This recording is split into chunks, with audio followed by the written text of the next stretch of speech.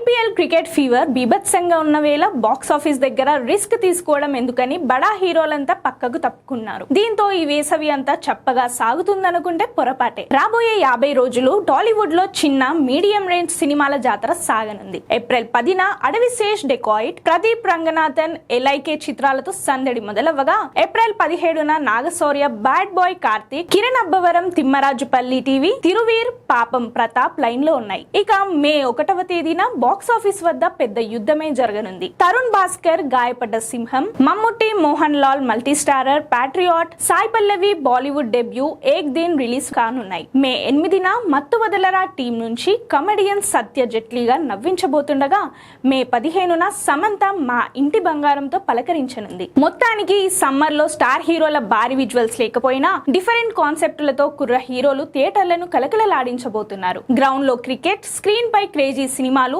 Fans కు double ధమాకా ఖాయమని అంటున్నారు సినీ పండితులు.